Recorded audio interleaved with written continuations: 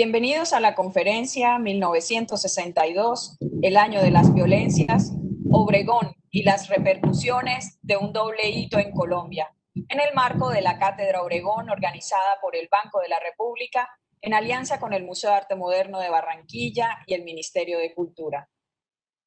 Hoy nos presentará esta extraordinaria disertación Cristian Padilla Peñuela, quien es doctorando en Sociedad y Cultura de la Universidad de Barcelona y máster en Historia del Arte de la misma institución. Fue ganador del Premio de Ensayo sobre Arte Colombiano en 2007 con la investigación El llamado de la tierra, el nacionalismo de la escultura colombiana. Asimismo, es coautor de los libros La Bachué de Rómulo Rosso, un ícono del arte moderno colombiano, y 1929, El pabellón de Colombia en la Exposición Iberoamericana de Sevilla. Es autor del libro Fernando Botero, La búsqueda del estilo, 1949-1963. Ha sido curador de las exposiciones políticas de la imagen, videoarte colombiano en el Festival ODAC en Rennes, Francia, y ciudadano de a pie, Panorama Colombia en Berlín, así como El joven maestro, Botero, obra temprana de 1948-1963 en el Museo Nacional de Colombia, y Un arte propio, Convergencias entre México y Colombia en el Museo del Banco de la República. Actualmente es profesor de Historia del Arte de la Universidad Distrital Francisco José de Caldas en Bogotá. Bienvenido, Cristian, y gracias por acompañarnos. Catherine, muy buenas tardes para todos los que nos están acompañando. Un saludo y un agradecimiento enorme por invitarme a esta maravillosa cátedra. Quiero mandar un saludo a María Eugenia, que debe estarnos viendo también, Catherine, Eduardo, y también un agradecimiento enorme para los demás invitados que no solamente han participado y nos han acompañado en estas semanas de conmemoración del maestro Obregón y su centenario, con unas maravillosas ponencias y disertaciones, como por ejemplo la de Álvaro Medina. Disfruté mucho también la de Silvia Suárez y William López, la de Isabel Cristina, que fue la sesión inaugural, y hace un momentico estaba viendo por ahí a Samuel Vázquez que se estaba conectando. Entonces, un saludo a todos ustedes. Lamento mucho que pues la cátedra se haya finalmente tenido que llevar a estas consecuencias de la virtualidad, que por un lado pues creo que se potencian y nos dan la posibilidad de llegar a muchas de sus casas y de alguna manera también como divulgar más este evento, pero por otro lado pues lamentable que no estemos en este momento en Barranquilla brindando con un buen ron tres esquinas, como sé que el maestro Alejandro Obregón estaría brindando su centenario, pues porque sabemos perfectamente que la obra de Alejandro Obregón, así como su vida, pues fue una fiesta, una celebración y una obra precisamente llena de color. Así que, pues lamentablemente no podremos estar juntos haciendo esa conmemoración. Ya esperaremos entonces la siguiente conmemoración que tengamos que hacer, el siguiente centenario, etcétera. Por ahora, la sesión de hoy, la disertación que voy a presentarles a continuación, sí me parece que es lo contrario de una celebración a la vida. Es por el contrario más bien como una denuncia a la muerte y una condena a la violencia. La obra que nos va a servir hoy como de protagonista de esta disertación, ya está visto que se trata de la obra de arte más importante del siglo XX en Colombia, ya no tiene ninguna discusión este hecho. Y me parece que en ese sentido es una obra que se ha convertido en una pieza completamente atemporal. Atemporal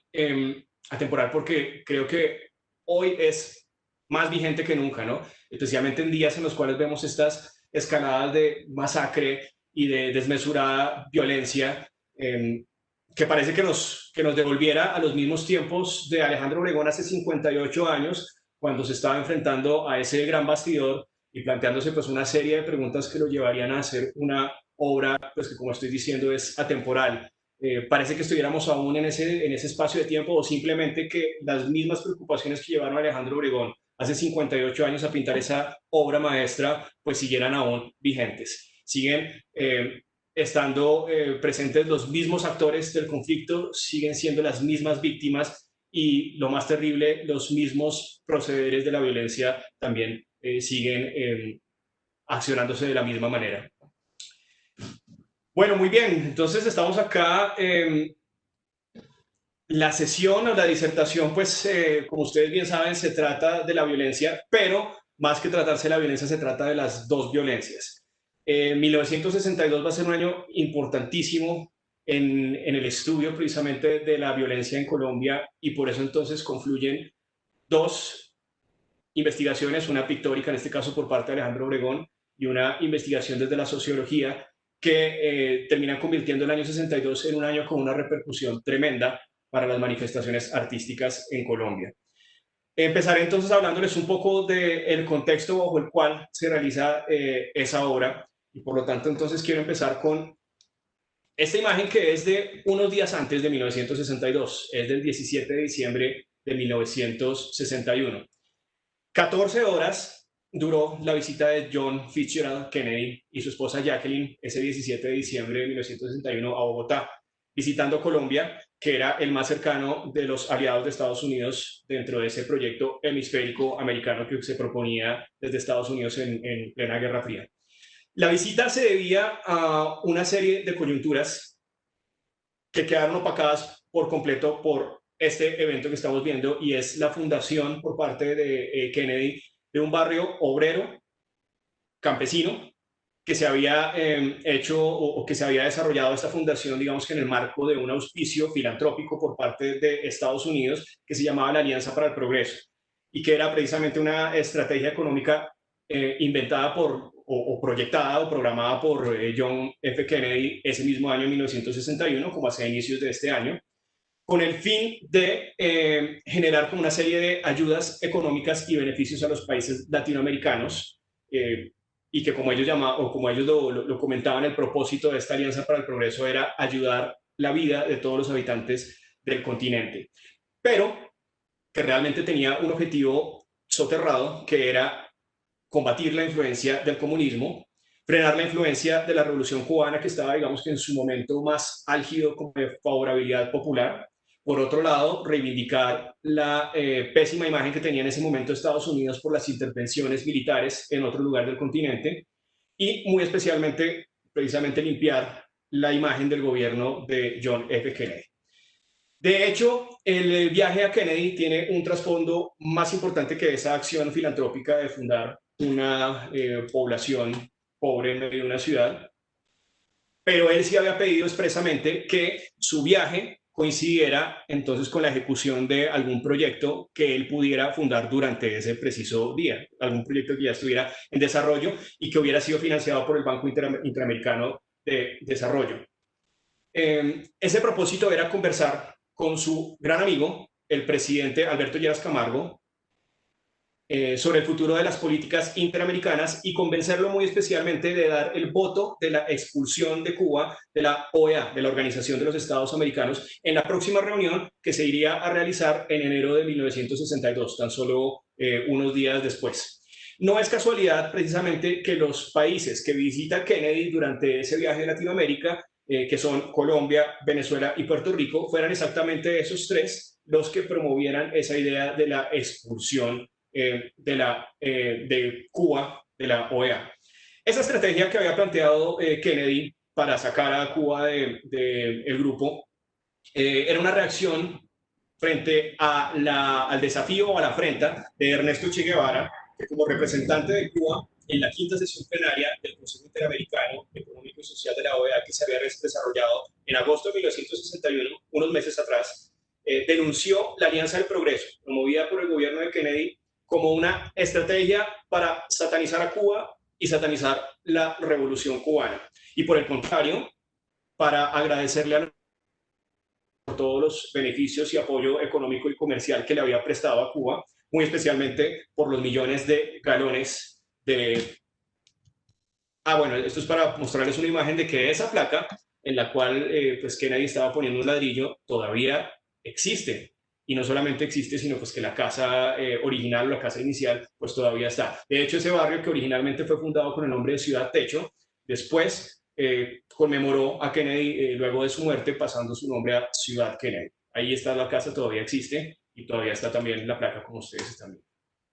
Entonces, en esta reunión interamericana, el Che Guevara, el 8 de agosto de 1961, se había encargado pues, de hacer un gran elogio y una exaltación a los apoyos de la Unión Soviética y, por el contrario, de denunciar a Estados Unidos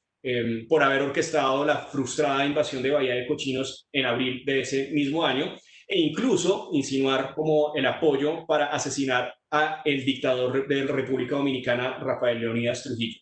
El tiempo de todos modos iba a demostrar que Estados Unidos sí tenía una cierta responsabilidad, que había complicidad por parte de Estados Unidos en ambos acontecimientos. En el discurso de Che Guevara, en esta fecha, del 8 de agosto de 1961, el Che Guevara había presentado incluso un documento que había llegado a sus manos, un documento confidencial que solamente se había transmitido a través de las embajadas de Estados Unidos en América Latina, bajo el título Caso Cuba, y en el cual quedaba en evidencia la postura de Estados Unidos contra el régimen revolucionario. El documento decía lo siguiente, decía: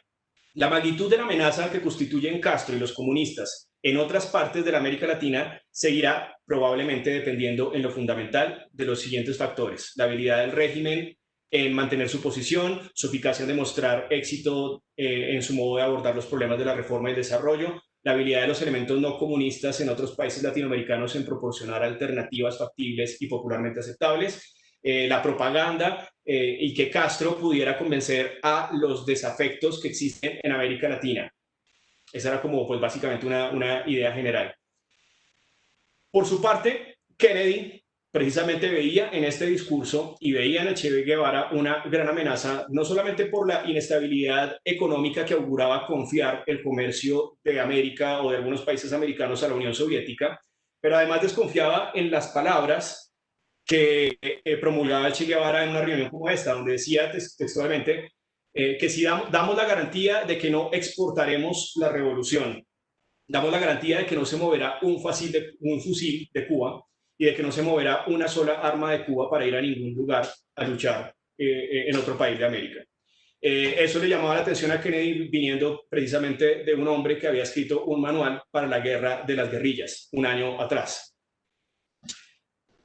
A pesar de la sumisión del presidente colombiano Alberto Lleras Camargo a Kennedy, no había sido posible en su gobierno desmantelar los nacientes movimientos guerrilleros de campesinos, de ideologías comunistas que se venían acrecentando en la espesa geografía colombiana. Y la verdad es que no lo lograría en su mandato, ni lo lograría ningún otro mandato. Yo creo que ahora podemos ver todavía las repercusiones de las pésimas decisiones que tomaron los gobernantes en ese periodo.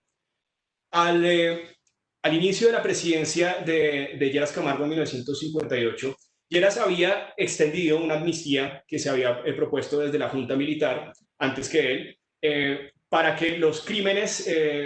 quedaran dentro de los crímenes producidos por estas guerrillas quedaran dentro de esta amnistía, una especie como de propuesta de paz. Y eso había permitido entonces que los crímenes disminuyeran de una forma notable en este periodo. Esta medida era, en muchos casos, la sentencia de muerte de esas personas que se desmovilizaban, pues una vez ellos se integraban a la vida civil, los bandoleros, que era el apelativo que antecedía a los guerrilleros, eran asesinados, como en el caso, por ejemplo, de Guadalupe Salcedo, de Hermógenes Vargas, de Jacobo el Charro Negro, Prías Álape, etcétera, y de otros tantos, que fueron muertos a manos precisamente de integrantes del ejército o de la policía, y que termina siendo pues un antecedente claro de los genocidios que posteriormente ocurrirían tanto a los militantes de la UP como a los desmovilizados de las FARC en la actualidad o incluso de los líderes sociales. Por eso reitero que este parece ser un asunto que convierte a la pieza en una obra atemporal y que sigue siendo vigente en ese aspecto. Tanto en esa desprotección de los campesinos como en la eliminación física de los líderes guerrilleros, el pensamiento comunista terminó afianzándose como la demostración de que la violencia en el campo era ejercida por el mismo Estado. No sirvieron mucho, o de poco sirvieron las políticas del Frente Nacional que había intentado iniciar para pues, cesar como todo tipo de agresión entre los opositores. Por lo tanto, en cierto momento, espérenme, yo pongo la siguiente imagen, el semanario comunista fundado por Manuel Cepeda Vargas. Manuel Cepeda Vargas es el padre del honorable senador Iván Cepeda, y él había fundado entonces este semanario que se llama La Voz de la Democracia y que se publicó solamente entre 1957 y 1964, el año en el que fue cerrado por el presidente Guillermo León Valencia, lo que nos regresa otra vez a nuestra sempiterna historia, hablando pues en ese caso del abuelo de la senadora del Centro Democrático Paloma Valencia. En ese semanario, Manuel Cepeda había manifestado en 1960 la complicidad que tenía el Estado en las ejecuciones extrajudiciales contra todos estos líderes campesinos. Así que en una de esas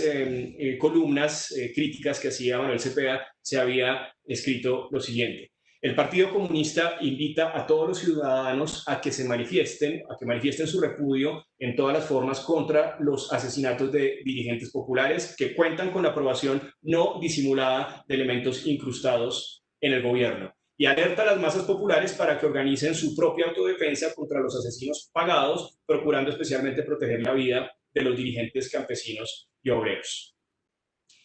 Entonces, tanto los efectos de la violencia bipartidista como la retaliación, como aquella retaliación que existía en contra de los desmovilizados en medio de la amnistía, terminaron motivando la creación de una comisión durante el gobierno de Alberto Lleras Camargo que se llamó la Comisión Investigadora de las Causas de la Violencia,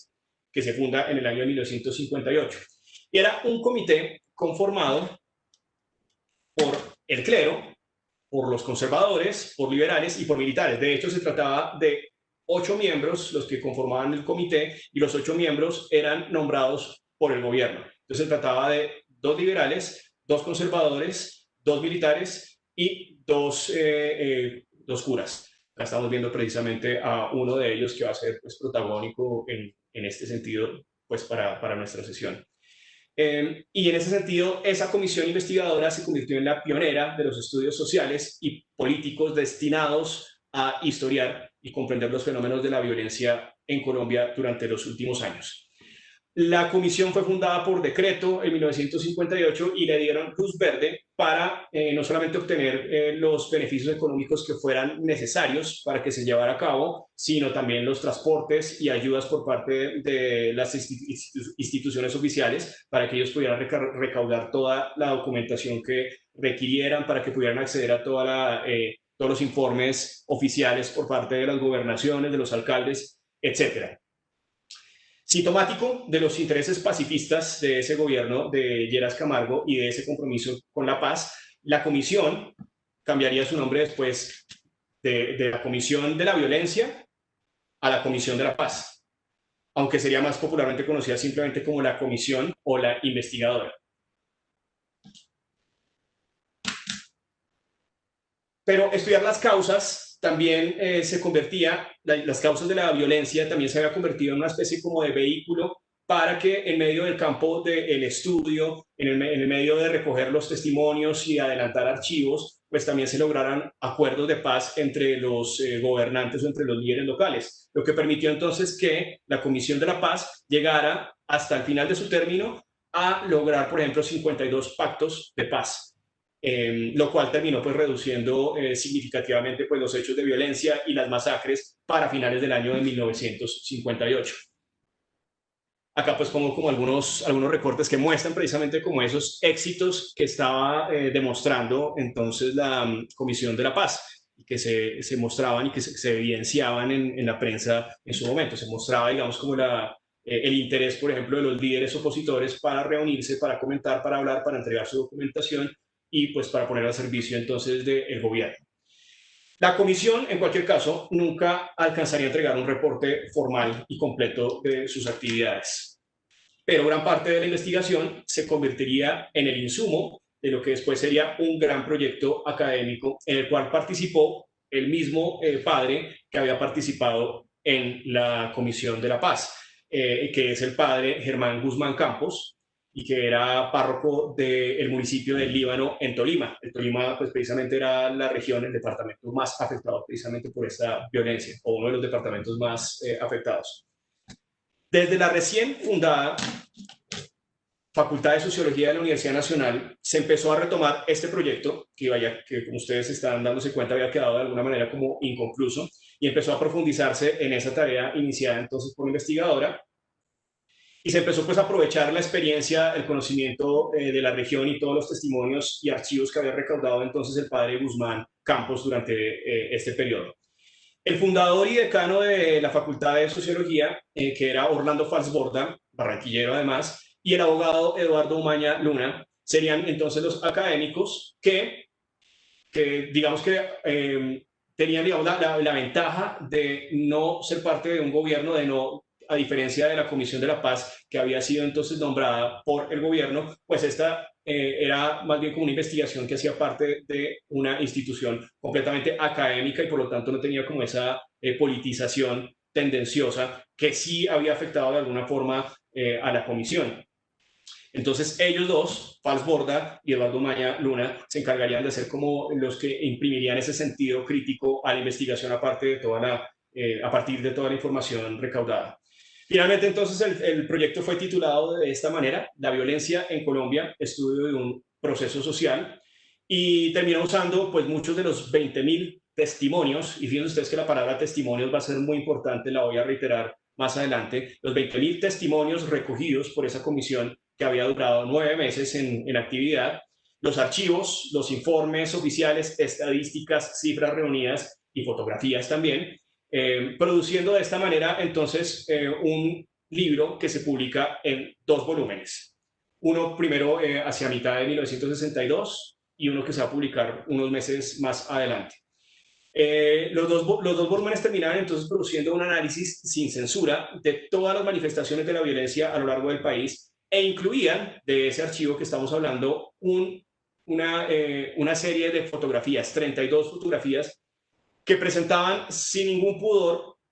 todas las aberraciones de las ejecuciones, mutilaciones, decapitaciones, masacres, fusilamientos, a que eran violentados los cadáveres con el fin de aleccionar al resto de la población. Fíjense ustedes que hasta en esos procederes, como estaba diciendo, no se ha cambiado en 58 años.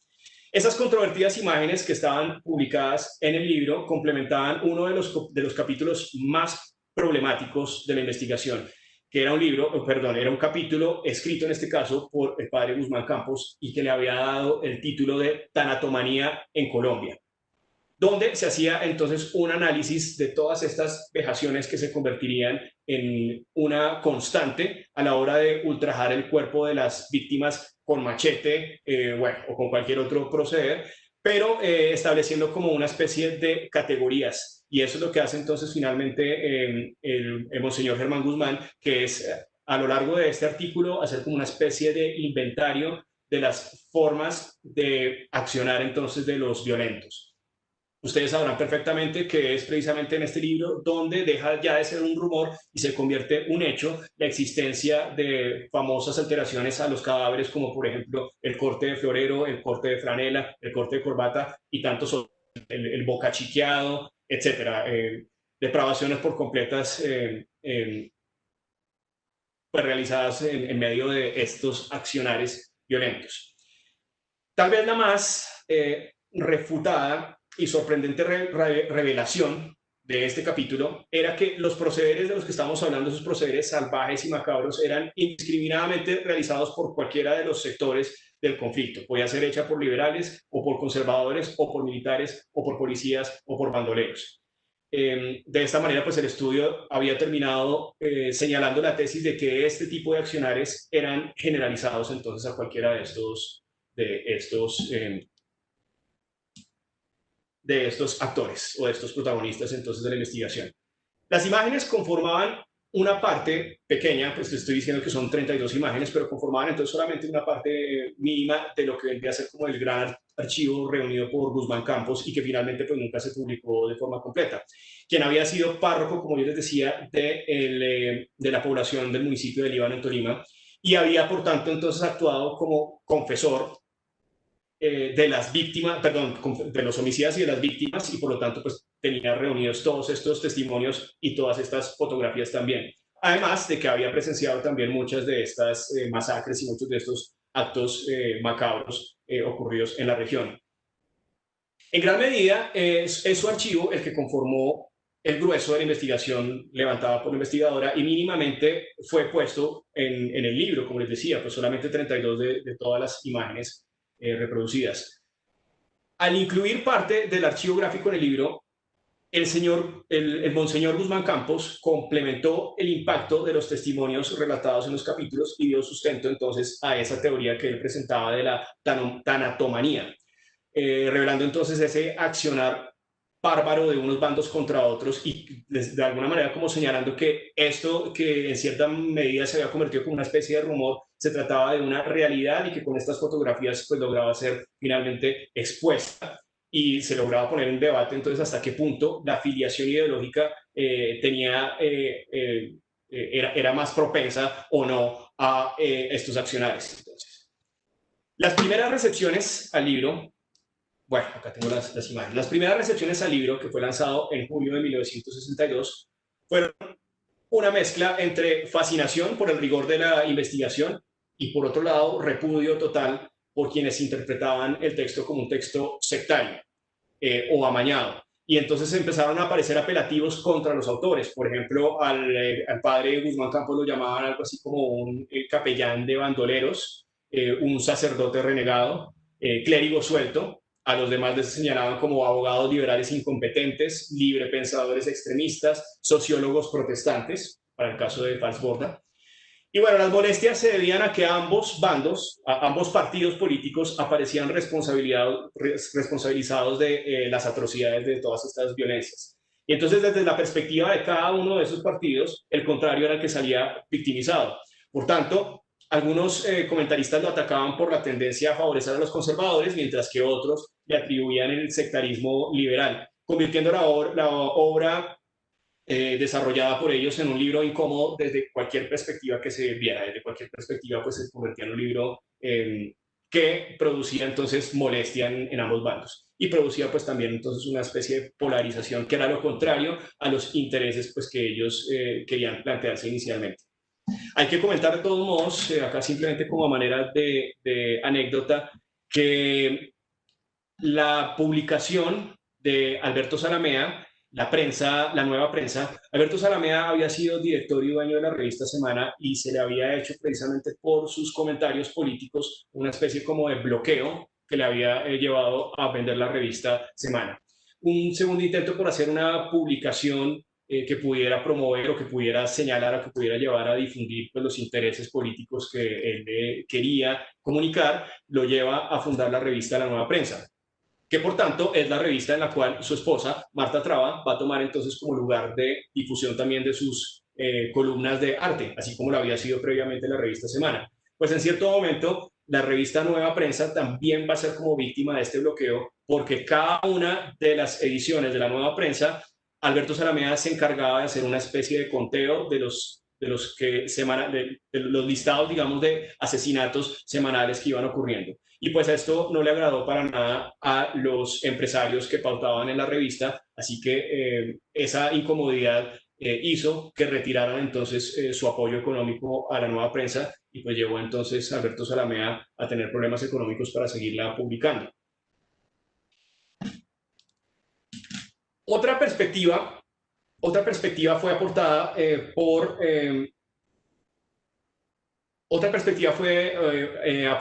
el sacerdote y economista Miguel Ángel González, que se publicó en la revista católica, la revista Javeriana, que ponía en duda las fuentes, estadísticas y cifras usadas por los autores y de manera tendenciosa resaltaba fragmentos en los cuales dejaba entrever que el texto argumentaba las acciones de la izquierda y del Partido Liberal como reacción a una persecución conservadora. El autor del análisis terminaba interpretando, es decir, Miguel Ángel González, terminaba interpretando el libro como una epopeya de la guerrilla, como un elogio de la revolución. Así que, en fin,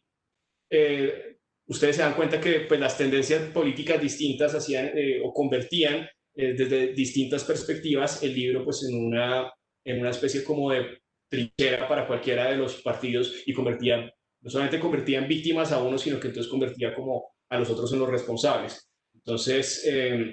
Incluso algunos militares llegaron a calificar el libro como calumnia contra la institución e incluso llegaron a comentarse la idea de que el libro fuera prohibido para los miembros activos de las fuerzas militares. Pero yo creería que la más alarmante de todas estas interpretaciones al texto fue la que expresó en su informe, en un informe que se le encargó a el coronel Álvaro Valencia Tovar por parte del gobierno entrante, que es el gobierno precisamente de Guillermo León Valencia, que empieza a partir de 1962.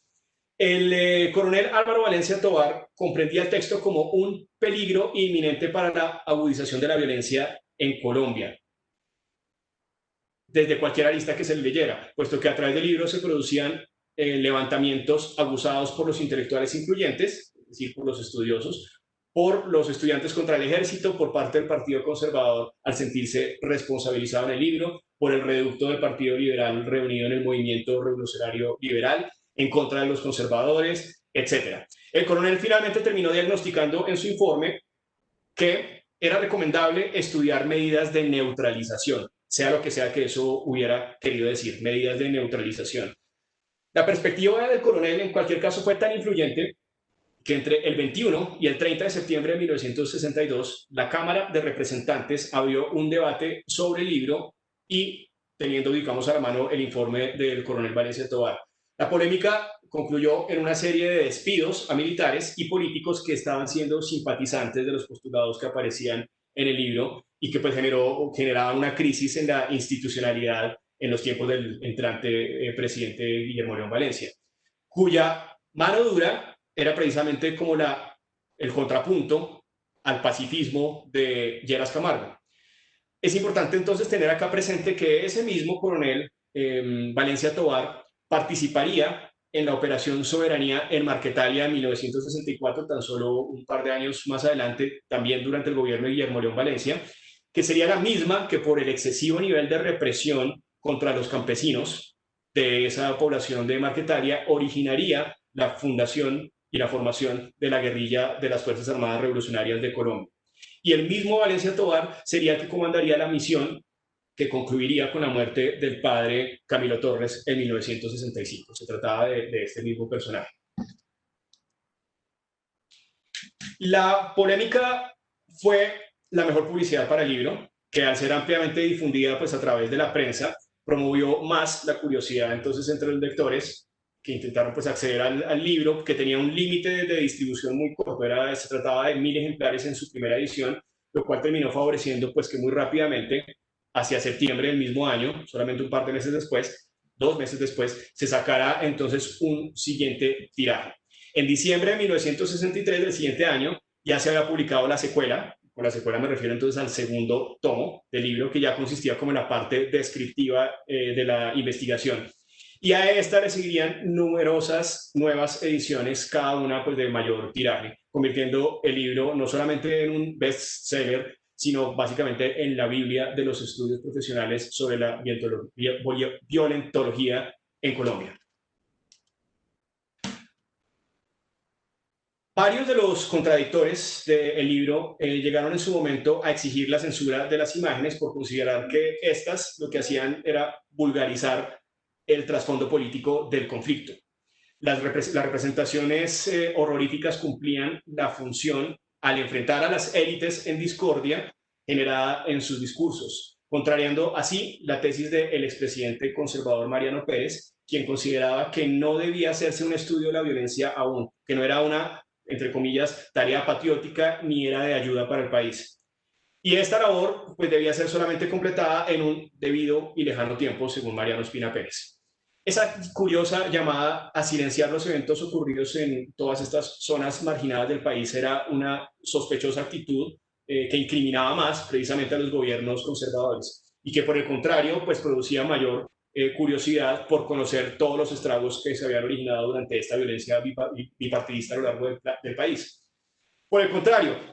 el padre Guzmán Campos, previendo precisamente que existieran polémicas en torno al uso de estas imágenes, se había adelantado y había escrito en medio de su capítulo de la tanatomanía en Colombia este párrafo que básicamente se encargaba de argumentar el porqué del uso de las imágenes. Entonces el párrafo dice, como ustedes están viendo, era necesario descender con horror, con asco, pero con ilimitada comprensión humana, con heroica y cristianísima caridad, a ese subfondo de miseria, para ver de cerca el alma misma de un conglomerado que se desintegró y buscar soluciones adecuadas con conocimiento minucioso de su tragedia y de su patología.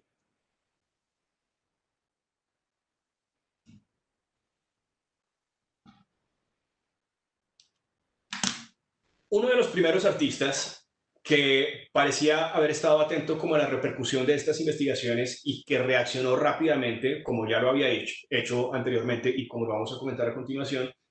dejando una obra de denuncia que expresaba el malestar sobre el silencio al que había sido sometida la sociedad colombiana. Ese fue Alejandro Obregón, que presentó entonces para el Salón de Artistas, el Salón 14, el Salón Nacional 14 de Artistas Nacionales, el Salón Nacional de Artistas Colombianos, la obra La Violencia, que estamos viendo a continuación. En el cuadro, una mujer embarazada se encuentra tendida, sin vida, convirtiéndose ella misma en el horizonte de un cuadro que, a diferencia del resto de la producción de Obregón, o por lo menos de la mayoría de la producción de Alejandro Obregón, pues parece ser más bien monócromo. Si precisamente estábamos comentando hace un momento que los tonos vibrantes son una gran característica de la producción de Alejandro Obregón, pues este cuadro parece ser más bien una pintura de luto. Un cuadro donde parece que esos escasos tonos de color aparecen es precisamente en el rostro ensangrentado de la mujer y en la herida debajo de su pecho. Álvaro Medina comentaba precisamente en una de las sesiones anteriores que Alejandro Obregón, en los bocetos, que vamos a ver más adelante, había tomado inicialmente la idea de ser profuso con el colorido y utilizar entonces un rojo para hablar de la violencia, de la masacre, del accionar violento contra el cuerpo, y que había sido precisamente en un diálogo con su esposa, Frida Kahlo. Eso dijo él. Yo sé que, sé que fue un lapsus, sé que se estaba refiriendo a Freda Sargent, pero me quedó sonando el asunto de Alejandro Obregón casado con Frida Kahlo. En diálogo entonces con Freda Sargent, que le dice básicamente que para hablar de violencia no hay que hacer pues básicamente un derroche de rojo, entonces decide tomar esta decisión de hacer simplemente entonces una señal mínima que de todos modos sea contundente y simbolice entonces ese aspecto macabro en contra del cuerpo y pues, generar entonces esa interpretación de la violencia.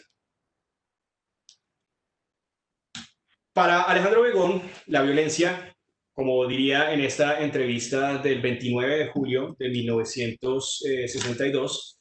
es tal vez el tema más importante en la actualidad colombiana. Se manifiesta en todo. Es un tema traído de la masacre del 9 de abril con el estudiante fusilado. Acá Obregón estaba, al final del párrafo, estaba mencionando dos obras previas que había hecho ya anteriormente, que le habían antecedido al tema de la violencia, y que son precisamente la masacre del 10 de abril. Sí, acá digamos que Obregón tiene también un lapsus en el caso de decir masacre del 9 de abril, se refiere a una obra que se titulaba Masacre del 10 de abril, y la obra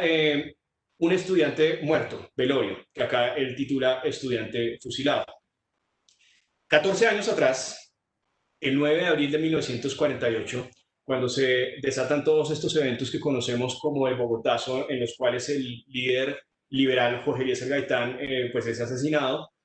rompen pues esa tensa calma que existía entre liberales y conservadores, esa calma entre comillas, y que concluye en un enfrentamiento civil que produce como consecuencia la masiva destrucción de la ciudad, del centro de la capital del país. Y una reacción en cadena pues para el resto también del territorio, que acentuaría la diferencia entre los dos partidos hegemónicos y el inicio de ese periodo que historiográficamente los autores colombianos han terminado denominando la violencia así con mayúsculas, la violencia. A tan solo 2 cuadras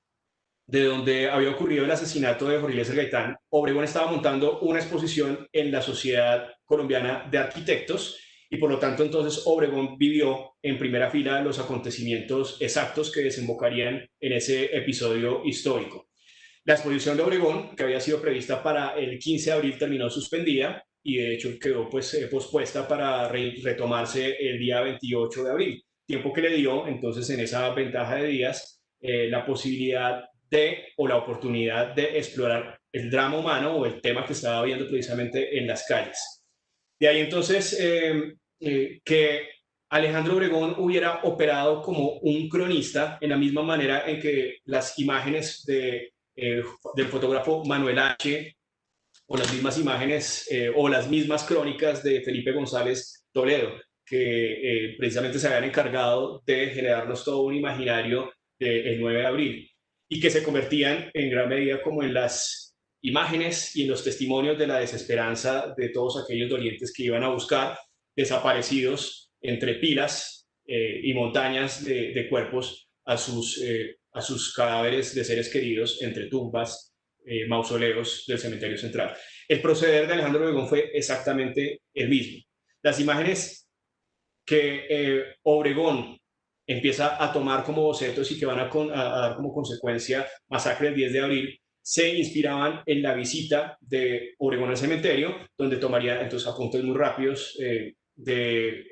pues de esas ideas que después terminarían precisamente influyendo a la violencia de 1962. Y en ese caso mostraba una gran pintura, perdón, una gran composición que, como ustedes se dan cuenta y como ya pues algunos de mis colegas lo han comentado en sesiones previas, pues mostraba un escenario picasiano, una influencia tremendamente picasiana en la forma de mostrar brazos, piernas, composiciones, línea, etc. Y en la cual pues se mostraba el macabro escenario de una mujer tendida, que emana sangre, de un charco de sangre de su cabeza, mientras que su abdomen reposa plácidamente un bebé atravesado también por una herida mortal en su costado.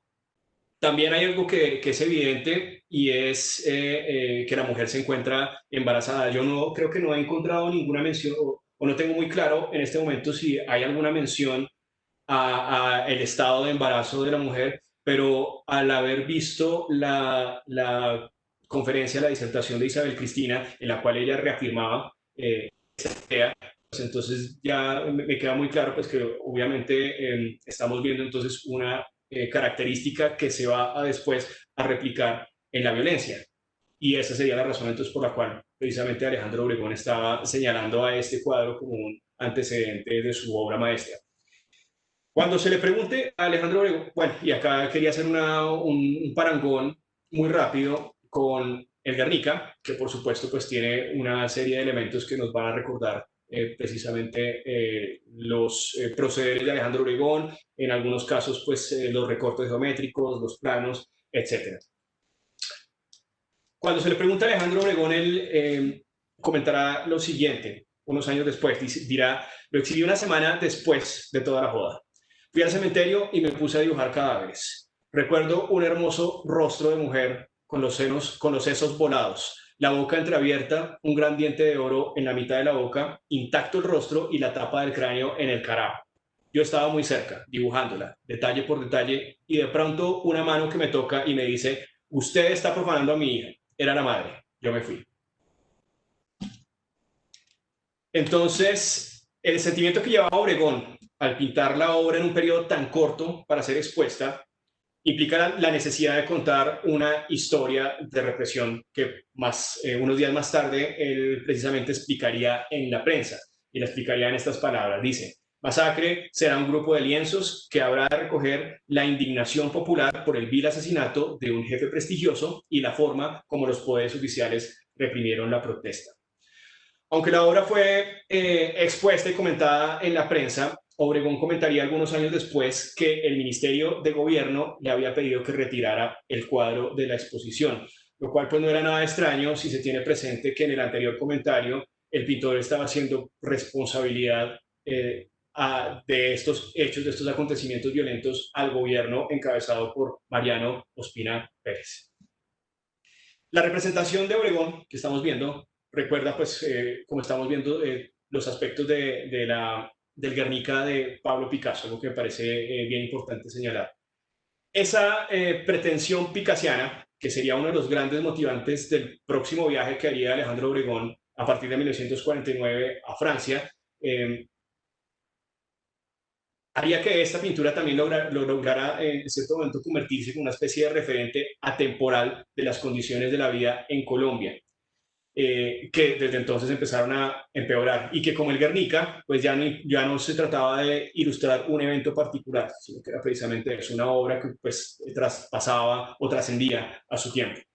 Un año después, de hecho, el crítico Walter Engel en 1949 comentaba todavía el cuadro. Decía, Masacre del 10 de abril nos impresionó hace un año, cuando la vimos por primera vez, aún bajo el efecto inmediato de los trágicos días vividos. Ahora, sustraído ya de la más apremiante actualidad, a la más apremiante actualidad, nos sigue impresionando, porque allá palpita una tragedia eterna expresada en pintura de primerísima importancia. Cuando Walter Engel, el crítico de arte, haga una descripción de esta obra, pues hará también el comentario sobre Picasso. Y entonces me llama la atención que cuando el poeta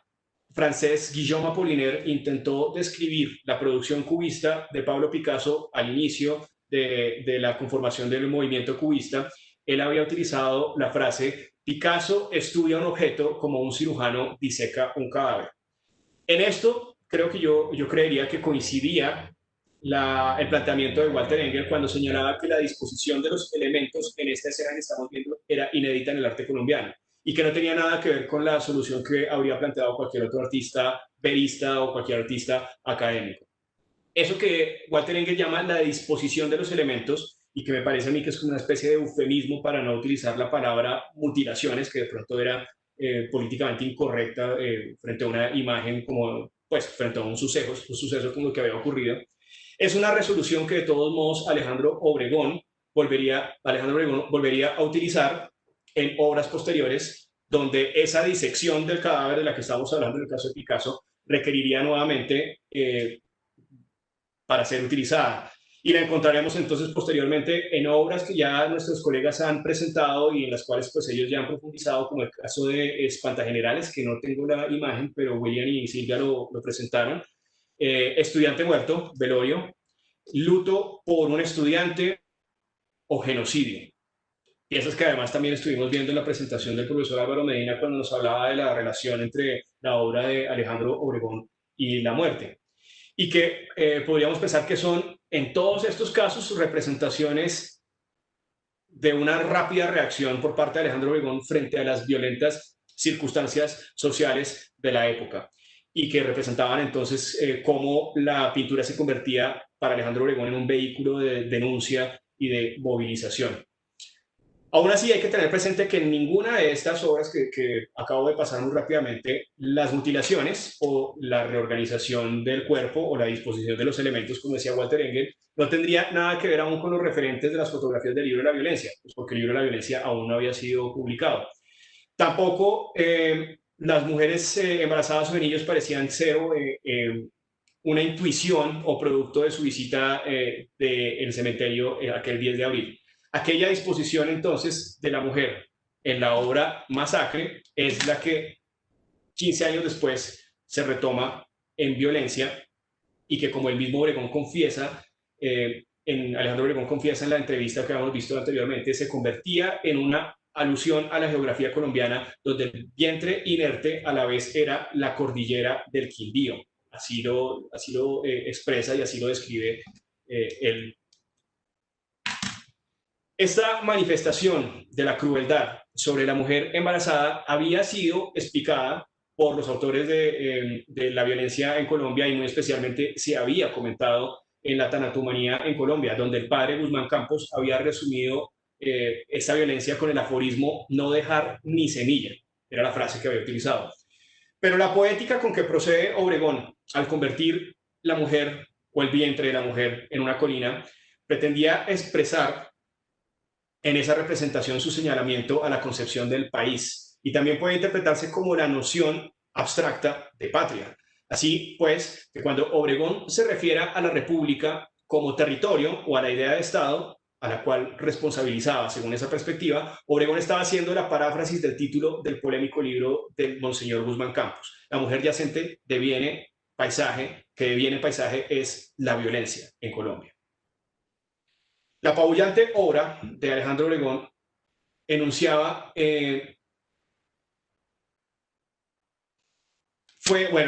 la obra de Alejandro Obregón fue declarada de manera unánime por estas características magníficas de su pintura, por la monumentalidad de la pieza, ganadora del primer premio de pintura en el Salón Nacional de Artistas de 1962. Además de ese intrínseco valor plástico y de la capacidad de síntesis en la composición que había logrado Alejandro Obregón con la pieza, la obra fue elogiada también por la representación del mismo tema. Para algunos comentaristas, la obra dice, estuvo bien que se premiara este cuadro que Obregón nos lanzó en la cara. Todo este tiempo de Colombia está amasado en el cuerpo tendido de esta mujer que pesa tremendamente. Toda la miseria y el dolor de los caídos y de sus asesinos están en esas negras superficies y en el fulgor siniestro de los grises sobre volumen atormentado de los senos y el vientre grávido.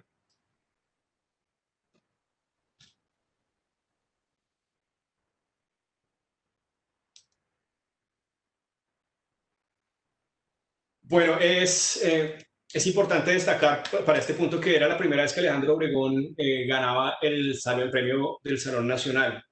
hasta 1962. Y eso me parece importante comentarlo porque ya desde 1948, cuando Alejandro Obregón había llegado de un extenso periplo formativo por Europa y Estados Unidos, se había convertido en una de las figuras claves del arte colombiano y solamente entonces se lo gana hasta 1962 con 42 años. Tener presente, por ejemplo, que que Fernando Botero ya había obtenido el Salón Nacional con 27 años en 1958, 4 años antes que él, y Edgar Negret y Eduardo Ramírez Villamizar ya habían obtenido también el Salón Nacional. Entonces ya parecía justo, según algunos de los comentaristas, precisamente en medio de la crítica, señalaban que ya era justo, independientemente del cuadro que presentara, que Obregón se lo ganara, pero que lo presentara precisamente con una temática tan actual y tan imponente, pues lo hacía mucho más merecedor. Ahora, eso también llevaba a algunos de los comentaristas a señalar entonces la importancia de que Alejandro Obregón hubiera tomado partido y que se convirtiera en un artista comprometido. Y eso me llama la atención porque cuando Marta Traba, la crítica de arte argentina, escucha esa idea de Alejandro Obregón como un artista comprometido, pues básicamente se eriza, porque su preocupación, como ya bien lo sabemos, es que la obra se hubiera convertido o que los méritos de la pieza fueran reconocidos a partir de sus características estéticas y plásticas, más no de la temática que planteara. Entonces, a partir de esa idea es que Marta Traba va a señalar que la violencia tiene que ser, que la violencia de Alejandro Obregón tenía que ser una obra comprometida, pero comprometida con Alejandro Obregón, comprometida como pintura. Y como tal, pues de esa forma es que la va a describir. Acá les presento muy rápidamente una caricatura que se publica en la misma semana en que Alejandro Obregón recibe el premio. Como ustedes ven acá se comenta, ¿y por qué llamarán a este cuadro violencia? ¿Qué pregunta? ¿No ve que está pintado en gris plomo? Un tanto como ironizando las circunstancias políticas del momento, ¿no?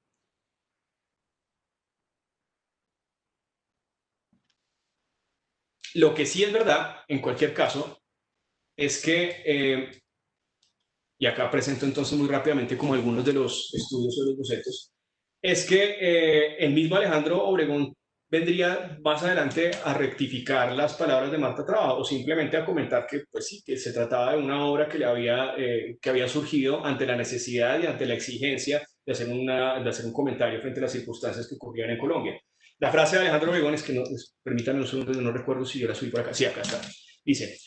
lo que pasa es que como pintor me entrego al mundo y dentro de eso hay hechos que son la última gota que derrama el vaso. Yo pinto temas políticos cuando siento que hay como un encargo porque ya no se aguanta más y hay que sentar denuncia. Eso es la masacre, eso es la muerte del estudiante, la violencia, el homenaje al Che. Yo pinto la violencia porque era un menester, debía hacerlo. Es el reflejo inmediato de que hablo, los periódicos, la gente,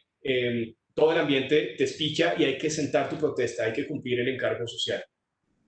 A eso es a lo que Alejandro Obregón llamaría como un pintor comprometido en ese sentido, ¿no? La violencia de Obregón entonces pasaría a convertirse no solamente en su trabajo más representativo, sino en la obra más importante del arte colombiano en su historia. Además, terminaría siendo, como estábamos comentando, la consagración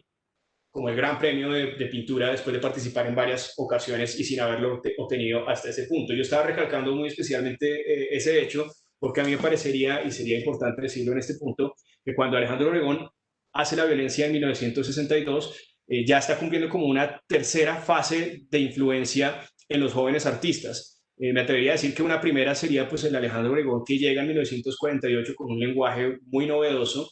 Luego el Alejandro Obregón de 1956 que llega a consolidar una pintura con unos elementos mucho más modernos e internacionales y que llega precisamente al mismo tiempo que Marta Traba está ya terminando de dar como la estocada final al nacionalismo mexicano. Ese periodo, por ejemplo, me parece que es de una tremenda influencia en el arte joven, hasta el punto que si uno se pone a mirar la producción de 1956, todos los artistas estaban pintando Obregones. Y eso me recuerda mucho, y siempre lo tengo muy presente, una exposición que Silvia Suárez curó hace ya 12 años, en el 2008, conmemorando los 50 años de la edificación de la Biblioteca Luis Ángel Arango y de una exposición con la que se inauguró que se llamó el Salón de Arte Moderno.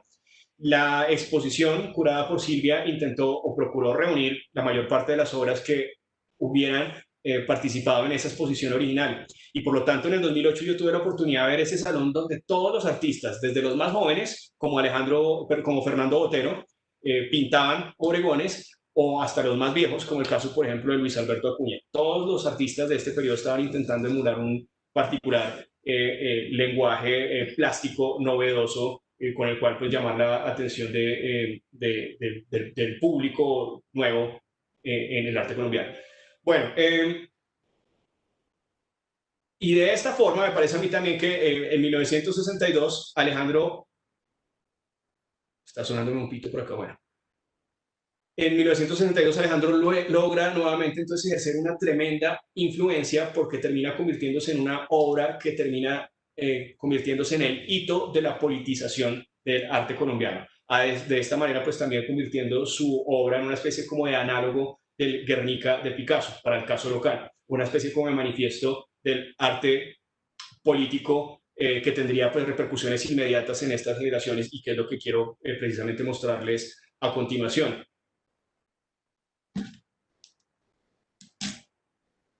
Y pues entonces esta segunda y pues última parte que vendría a ser más bien como una mirada a las repercusiones y a los hitos inmediatos que produce la violencia, pues quería mostrarla a partir de otros artistas. El caso, por ejemplo, de Carlos Granada. En 1962, a finales del mismo año, el mismo año en que Alejandro Obregón había obtenido el Salón Nacional y el mismo año en que se había publicado La violencia en Colombia, Carlos Granada había hecho una exposición en la Galería El Callejón bajo el título exactamente mismo, La violencia. Y se convertía entonces en una serie de dibujos que tomaban como referente las fotografías que habían aparecido en el estudio del padre Guzmán Campos y de Fals Borda. Y al ser entrevistado por el interés de hacer esta exposición, por el interés, digamos, como de emular esta temática, así como la había hecho Alejandro Obregón, él comentaría: en general, esta exposición está cobijada bajo el tema de la violencia. En general, mi pintura está dentro del realismo subjetivo. Creo captar más o menos una realidad. Mis obras son realmente enfoques morales de un problema colombiano. Creo que actualmente los pintores de todo el mundo deben reflejar en su obra la realidad inmediata, pues es una manera de ser fiel a la época. Aparte de que siempre la historia del arte ha sido así. Tenemos ejemplos como Goya, Velázquez, Rembrandt, etc. El siguiente año, 1963, Carlos Granada ganaría el primer premio del Salón Nacional con esta pintura que se llama Solo con su muerte y que, como ustedes se están dando cuenta, lo que representa es como una especie de velorio popular. Digo popular porque, digamos, en este caso la velación se hace en el comedor y ustedes lo que están viendo es el cuerpo entonces tendido, un cadáver tendido en la mesa central de una casa, solo con su muerte. Y es una obra que, en cualquier caso, la idea, por ejemplo, de poner o de disponer el cadáver encima de una mesa, pues también me parece que era como una especie de reminiscencia a obras que, como estudiante muerto, mostraban la influencia que había tenido Alejandro Obregón para los artistas jóvenes como Carlos Granada. El mismo año y en el mismo salón de 1963 también se presentaba un joven artista que había regresado de su formación en Italia y que en sus primeros años había realizado una obra exclusivamente abstracta, pero que apenas llega a Colombia en 1962, pues se choca con la producción de Alejandro Obregón y se choca entonces con toda esta polémica desatada por el libro de la violencia en Colombia. Es Augusto Rendón, que nos dejó hace un par de meses, desafortunadamente. El maestro Rendón presentó entonces, a partir de 1963, una conversión tremenda, como si la violencia de Obregón y como si el libro, ambas violencias, hubieran sido una especie como de epifanía. Y entonces ese lenguaje o esa abstracción expresionista que venía desarrollando termina convirtiéndose precisamente en un expresionismo figurativo. Un expresionismo en el cual las imágenes que estamos viendo desarrolladas en la técnica de grabado hacían reminiscencias a los grabados de Goya y muy especialmente pues a toda esta serie en la cual habla de los desastres de la guerra, pero que muy particularmente, comento acá muy rápido, hacía alusión a una masacre de trabajadores de Antioquia que había sido llevada por parte de las fuerzas militares a las huelgas, intentando pues como eliminar las huelgas que ocurrían en este sector de Colombia. La serie en general fue trabajada a partir de la técnica del grabado, fue exhibida en el Nacional y le permitió entonces a Augusto Rendón obtener el primer premio en la modalidad de grabado de ese mismo salón. Otra obra que va a tener entonces una repercusión inmediata de ambas violencias va a ser la de Luis Ángel Rengifo, que es, digamos, un artista mayor y que pertenecía en este caso más bien como a la generación de los nacionalistas.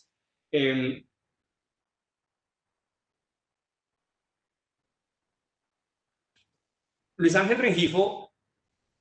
venía trabajando desde inicios de 1963 en una serie que solamente se va a exhibir hasta 1964. Pero como es una carpeta de grabado y viene firmada y fechada, pues sabemos perfectamente que fue desarrollada en 1963. Se trata de una carpeta conformada por 13 grabados y se llama precisamente así, 13 grabados de la violencia. Y fue desarrollada, fue impresa en la Escuela de Bellas Artes, donde empieza a partir de ese momento entonces a conformarse con un movimiento joven de estudiantes y artistas que empiezan a trabajar el grabado y que como Augusto Rendón empiezan precisamente a enfocarse en los temas políticos y de denuncia. Es a partir de ese momento entonces que esa politización también toma un medio de comunicación particular, que es el medio del grabado. Rengifo imprimió 25 ejemplares de estas carpetas y las entregó a una lista de personajes, las fue enviando, como digamos, a un listado muy particular de personajes políticos e intelectuales, en los cuales pues estaba el presidente Guillermo León Valencia, lo cual vendría a ser una tremenda ironía y atrevimiento por parte del artista, que quedaba ambiguamente disfrazado en la voluntad de regalarle una obra de arte, aunque su contenido y el tenor de estas imágenes hechas por el artista pues convertían ese amable regalo en un efusivo reproche. Concebir la obra como un mensaje enviando a unos destinatarios específicos tiene en esa actitud un antecedente que mostraba pues la actitud provocadora por parte de Luis Ángel Rengifo. Las imágenes, como estábamos viendo en la anterior, que yo creo que es una de las más recordadas y las más reproducidas también, y pues que también se encuentran en la colección del Banco de la República, estaban basadas e influidas por los testimonios que aparecían en ese capítulo de la tanatomanía en Colombia en el libro de la violencia. Y también estaban influidas por las fotografías del libro, por supuesto. Hecho que se hace evidente pues, en los numerosos cortes y en la disposición de los cuerpos mutilados que Rengifo representa a lo largo de la carpeta, y que se confirma con el nombre de Monseñor Guzmán entre la lista de los recipientes de las carpetas de grabados. La carpeta estaba de todos modos acompañada también con unos textos extraídos del Popol Vuh que hacían referencia a la guerra, a las masacres y a la naturaleza violenta de la consecución del poder.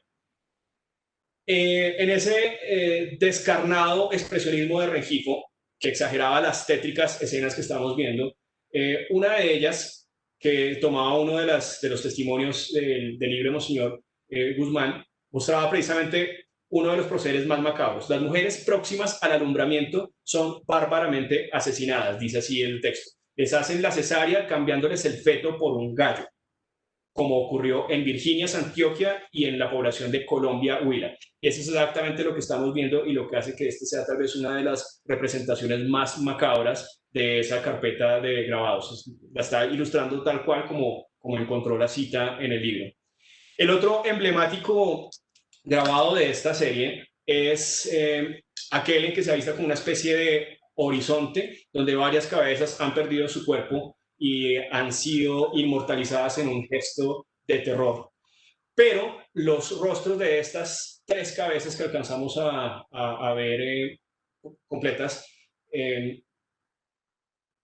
esos tres rostros protagónicos parecen tener un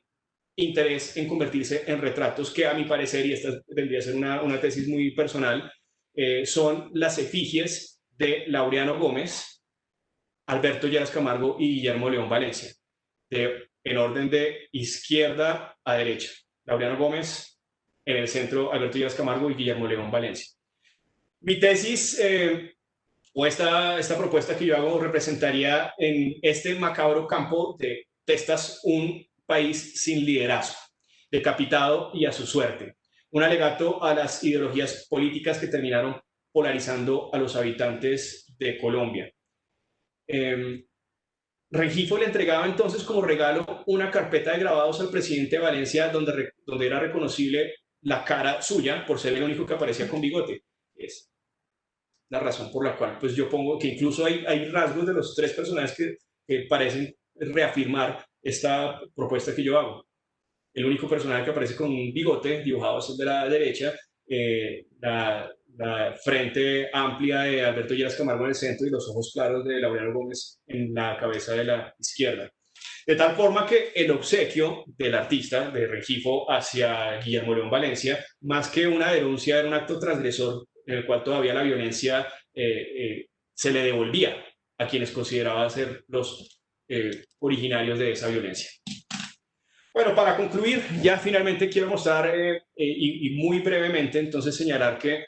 los efectos de ambas violencias y la influencia que tienen las fotografías, el estudio de los tres académicos y la pintura de Alejandro Obregón pues van a tener unas repercusiones tremendas en el panorama artístico colombiano y muy especialmente de los años 60, donde se concentrarían entonces una serie de artistas a empezar a hacer señalamientos precisos a algunos eventos y acontecimientos políticos que habían culminado en masacres, represión, etcétera, y que habían utilizado entonces un lenguaje expresionista en el cual precisamente tomando como referente las fotografías o simplemente tomando como referente otros antecedentes pictóricos como el caso del mismo Fernando Botero, que ya estaba aplicando esa figuración expresionista que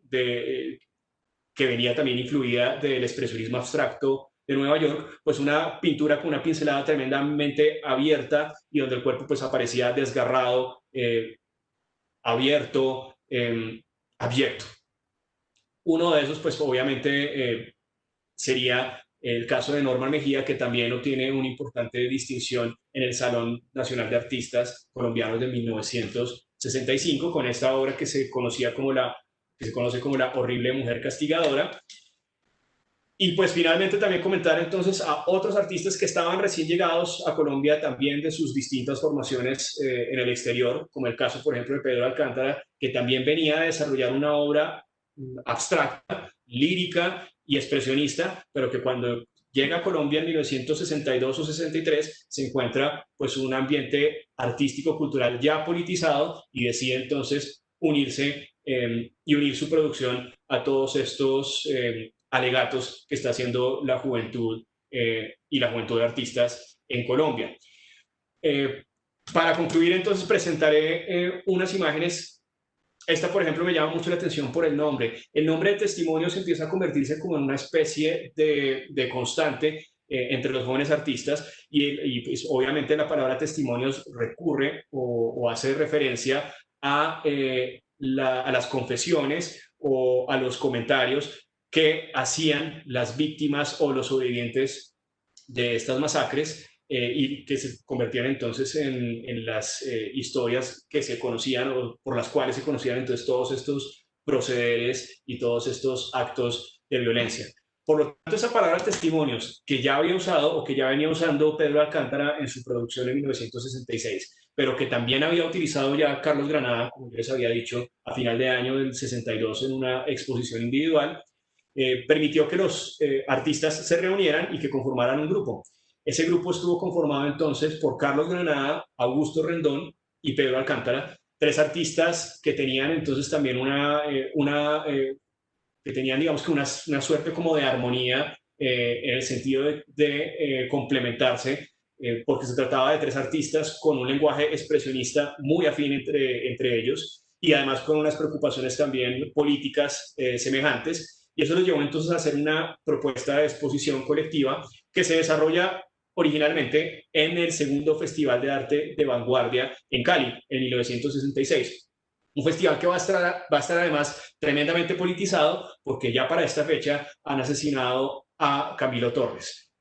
unos meses antes. Y hay que tener presente entonces que si asesinaban a Camilo Torres, estaban ya asesinando a un intelectual y eso acercaba un poco más esa violencia al sector cultural. Ya no se trataba entonces de algo que pasaba allá en la compleja geografía colombiana, sino que es algo que ya estaba entonces ocurriendo dentro de los círculos de personajes conocidos. Al ser comentado, bueno, en esta exposición testimonios que, como les digo, reunía la obra de Carlos Granada, Augusto Rendón y Pedro Alcántara a partir de dibujos, grabados y pinturas, no solamente se exhibieron entonces las obras, sino que los artistas aprovecharon para pedirle al padre Guzmán Campos y a Fals Borda el préstamo de algunas imágenes, de algunas de las fotografías para poder exhibir tanto las pinturas y los dibujos en los cuales estaban presentes pues estas interpretaciones que ellos hacían de la violencia y de los cuerpos masacrados y las fotografías a un lado.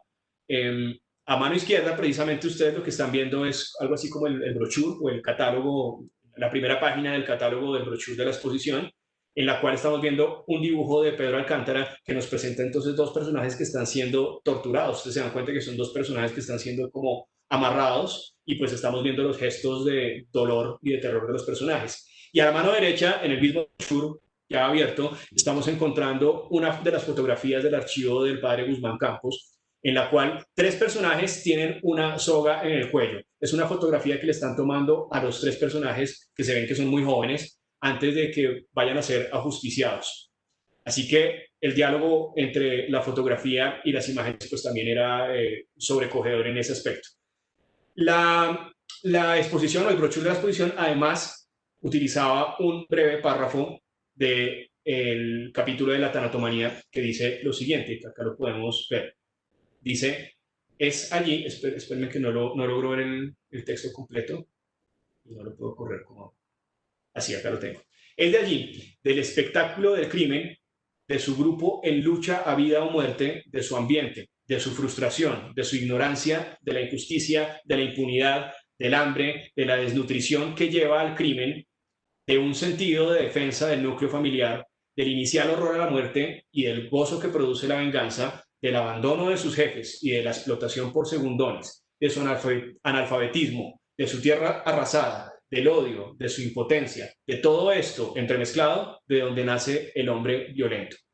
Entonces, esta era la página que ilustraba. La misma exposición, que como les digo se desarrollaba en 1966 en Cali, en el Festival de Arte de Vanguardia, pues va a ser un éxito y va a ser entonces replicada el mismo año en la Biblioteca Luis Ángel Arango y terminará el año en Cuba, haciendo entonces una itinerancia en una galería, ahorita no recuerdo el nombre de la galería. En 1967 la misma exposición viaja a Caracas, donde se une otro artista al grupo, que es Darío Morales, y en 1969 la exposición es invitada a exhibir a la Casa de las Américas en La Habana.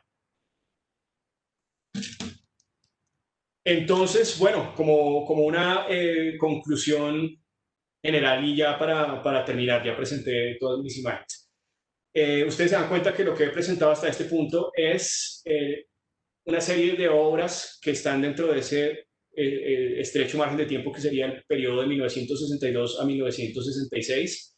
y por lo tanto entonces estamos hablando muy particularmente del periodo de la presidencia de Guillermo León Valencia. Todos estos trabajos terminan mostrando entonces la insatisfacción por parte del ambiente cultural o intelectual de ese gobierno de Guillermo León Valencia, que terminó siendo uno de los gobiernos más represores y que terminó, y pues que esto termina evidenciado en el macabro accionar del aparato del Estado en contra de las disidencias, de los campesinos y de cualquier otra forma o tipo de pensamiento. En ese sentido, sería precisamente las medidas políticas y la mano dura de Guillermo León Valencia las que terminarían generando tanto las autodefensas por parte de los campesinos como también pues, las manifestaciones por parte de la intelectualidad y de los artistas. Por extensión, movilizarse en contra de la violencia era una forma de señalar que no se estaba de acuerdo con el Estado y por ende pues esa politización del arte colombiano que ocurre a partir de 1962 con las dos violencias, yo señalaría como una idea como para elaborar más adelante, que es uno de esos puntos de ruptura con Estados Unidos en sus dinámicas culturales. Las dinámicas culturales entre Washington y Colombia pues se venían realizando de una forma bastante estrecha y muy especialmente por los vínculos que tenía Alberto Lleras Camargo como amigo de John F. Kennedy, pero muy especialmente también como un gran amigo de Nelson Rockefeller, que era a su vez el coordinador de la oficina para la Center for Inter-American Relations, el Centro para Relaciones Interamericanas, y que tenía a su cargo entonces la Unión Panamericana y la División de Artes Plásticas que dirigía el cubano José Gómez Sicre, que ya mis colegas han comentado previamente como una de las figuras más relevantes del arte latinoamericano, la figura más influyente porque se convertía en el puente entre las regiones y entre las propuestas locales y Estados Unidos. Era básicamente como la catapulta para entrar al mercado del arte internacional. Entonces, yo me atrevería a decir que esta politización que ocurre a partir de 1962 empieza a ser uno de esos puntos de ruptura ante la inminencia de que el arte colombiano empieza a politizarse y que más adelante va a tener pues otro momento de ruptura cuando en 1965-1966 Marta Traba sea invitada a Cuba y entonces tenga una conversión completa en su forma de pensamiento, lo cual también la va a alejar de José Sique y lo que va también a terminar determinando su éxodo de Colombia en 1967. Bueno, muchísimas gracias. No sé, ¿tienen alguna pregunta en la cual podamos comentar a partir de este momento? Por esta excelente disertación, muy completa. Ustedes, muchas gracias. Siempre Alejandro nos sorprende y esta óptica desde donde la estamos viendo conectada con la historia de Colombia y la transversalidad del arte mezclada con la historia y con la violencia que no podemos ocultar por muy dolorosas y estas fotografías que hemos visto y estas narraciones, pues hay que contarlo, ¿no? Y hace parte de nuestra memoria. Tenemos comentarios. Belinda Barrera, estupenda disertación de Cristian Padilla, derroche de conocimiento artístico enmarcado en un completo contexto histórico. César Mora tiene dos preguntas. César Mora dice, ¿consideras, Cristian, que Alejandro Obregón tenía alguna ideología política? ¿Y en qué citas o en qué documentos se muestra que la cita de que el pintor se entregó al mundo? Que el pintor se entregó al mundo. Ya, una cita textual. Bueno, déjame, yo ya la reviso. En cuanto a... Sí, una de las dos entrevistas que les mostré, o creo que, bueno, hay varias entrevistas en el transcurso de esta disertación que presenté, y en varias de ellas Alejandro Obregón termina expresando cuáles son sus posiciones políticas. Me parece en cualquier caso que Alejandro Obregón, a diferencia de otros artistas más jóvenes como Carlos Granado, como Pedro Alcántara, sí se cuidaba mucho de sus palabras y por lo tanto entonces cada vez que comentaba algún tipo o cada vez que realizaba algún tipo como de comentario, procuraba no hacer como menciones particulares. Entonces, en el caso, por ejemplo, de Masacre del 10 de abril, hay un momento en el cual él está haciendo una responsabilidad directa al gobierno. Estamos hablando de un gobierno conservador. En otro momento, que es precisamente cuando se le haga el premio por la violencia, entonces le hacen una entrevista a la violencia, que fue la entrevista que yo presenté previamente. Él también se encarga de una manera muy diplomática señalar sus diferencias con el gobierno conservador de Guillermo León Valencia. Yo me atrevería simplemente a comentar para este punto con la certeza de esos dos comentarios que Alejandro Obregón no era conservador. Hasta ese punto podría comentar. En la misma entrevista hay una serie de comentarios que él hace a favor de la Revolución Cubana, eso lo tengo claro, y a favor de la izquierda, pero yo no podría, son comentarios lo suficientemente breves y cortos como eh, para poder emitir algún tipo de interpretación que creo que no sería sino una propuesta mía. Bueno, en cuanto a la cita que él comentaba, espérenme un segundo, yo miro si puedo buscar exactamente la del pintor que se entrega al mundo. Sí, como pintor me entrego al mundo, acá está. Ya le digo exactamente de dónde proviene.